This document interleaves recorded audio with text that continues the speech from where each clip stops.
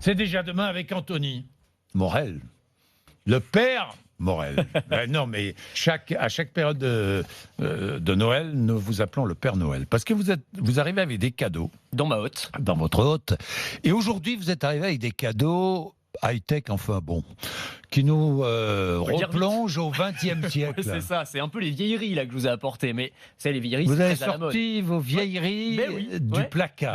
Offrez des vieilleries, voilà, cette année, c'est mon conseil. Offrez notamment, alors ce que je vous ai apporté là, un Walkman. Qui se souvient encore du Walkman, hein? Bah oui, oui. Qui n'a pas eu de Walkman? Qui n'a pas eu de Walkman? Je pense que les moins de 30 ans qui nous écoutent, ils ne savent même pas ce que c'est qu'un Walkman, ou ils en ont peut-être entendu parler. Vous connaissez le Walkman? Bien sûr, donc Walkman, c'était un boîtier, un baladeur cassette, comme on disait, un boîtier qui permettait d'écouter de la musique. C'était l'ancêtre des lecteurs MP3. On écoutait de la musique sur des cassettes. Et donc le Walkman qui fête ses 40 ans cette année, il ressort, il revient, parce qu'il vient juste de sortir, celui que je vous ai apporté. Alors ça ressemble à un Walkman de l'époque. On voit même à l'intérieur du boîtier la petite cassette qui tourne, sauf qu'en fait, c'est pour de faux. En fait, c'est un écran. Ça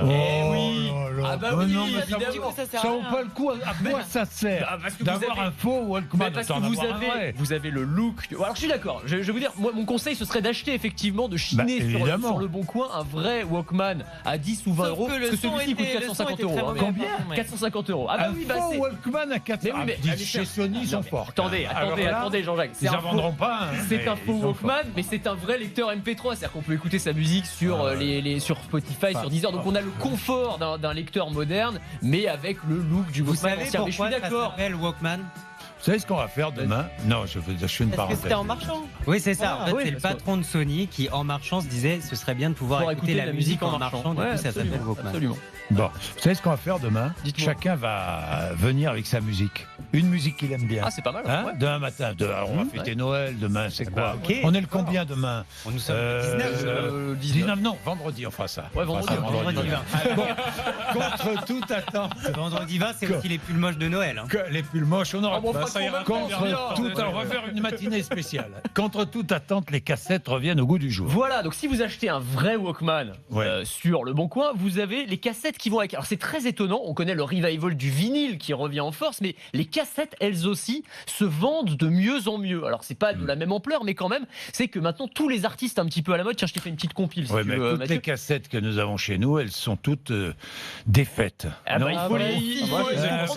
faut prendre son stylo bic et non mais vous savez que Justin Bieber, Ariana Grande, les Daft Punk, ils sortent tous des cassettes maintenant. C'est très étonnant. Et en fait, il y a une demande qui est de plus en plus forte depuis la sortie d'un film qui s'appelle Les Gardiens de la Galaxie. C'est un film Marvel où le personnage principal a un Walkman justement. Il a une série, cassette, une compile. Stranger Things. Et alors la série Stranger Things, effectivement, qui joue sur les codes des années 80, le retour du vintage des années 80. Et je vous ai apporté le vinyle de Stranger Things. Voilà, si ça vous intéresse. Voilà. Jean-Jacques l'a déjà visiblement. Je sais bien, vous avez toute la collection, Jean-Jacques. Je sais bien. Et vous savez que ça fait le bonheur d'une petite entreprise française qui s'appelle Mulan Industries, basée du côté d'Avranches. C'est le leader mondial de la bande magnétique. C'est un savoir-faire qui avait été complètement oublié. Et maintenant, ils sont contactés par des grandes majors américaines qui les contactent parce que, évidemment, plus personne ne sait faire ça. Voilà, des cassettes. Et le vinyle. Le vinyle. Lui aussi. Alors, ça, c'est beaucoup plus connu. Mais ce qui est intéressant, je trouve, c'est vraiment le retour à l'objet. On veut plus seulement avoir des morceaux dématérialisés dans le cloud ou gravés sur la mémoire de son smartphone. On veut avoir un objet palpable. J'ai un vieux vinyle chez moi de Jerry Lee Lewis. Vous connaissez pas Jerry Lee Lewis? Si, bien sûr, je connais. Charles ne connaît pas Jerry Lee Lewis. Je pense que si j'écoute, je reconnais. Ah d'accord. Bon, un vinyle, Jean-Jacques, non, il vous en reste qu'un seul? Non, j'en ai plusieurs.